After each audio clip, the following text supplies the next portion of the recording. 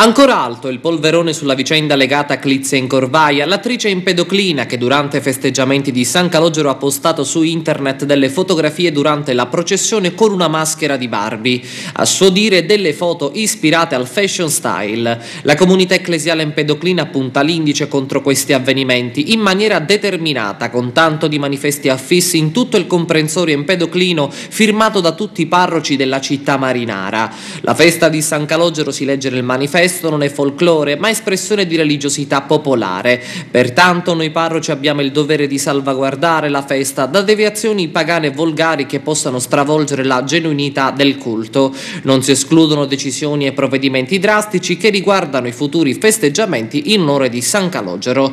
Clizia Incorvaia ci ha invitato nella sua abitazione per discutere dell'accaduto. Ecco la maschera incriminata di Barbie di Clizia Incorvaia che tanto ha fatto discutere in queste ultime giornate, dopo il polverone che si è sollevato a proposito della partecipazione di Clizia ai festeggiamenti di San Calogero. Ovviamente lei vuole dire la sua e vuoi fare una replica, giustamente. Ecco, effettivamente come sono andate le cose e perché hai deciso di fare queste foto?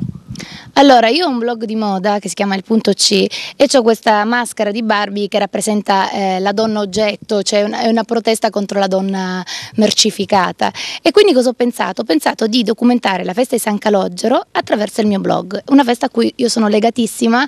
Tra l'altro ogni anno noi abbiamo la promessa con la mia famiglia, gettiamo il pane. Io quando ero più piccina raccontavo che andavo a prendere il pane e dunque questa volta volevo documentarla in maniera diversa, con queste fotografie dietro la processione col nostro santo nero. Mi piaceva raccontarla all'Italia, al mondo, perché il mio blog tra l'altro è seguito anche a livello internazionale. Non voglio che vengano coinvolti terzi in tutto ciò, quindi che il comitato di San Calogero, di Porta Empedocle, non venga toccato assolutamente, perché non c'entra nulla.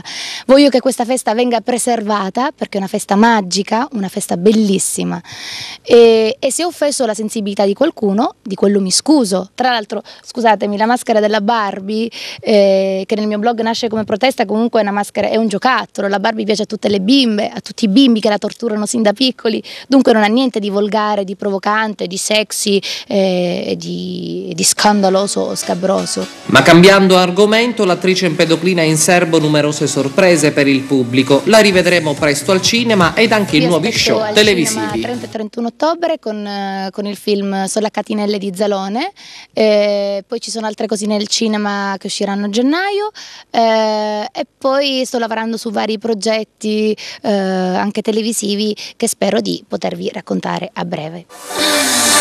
But they prefer another girl, so they decided to die. They got moved on.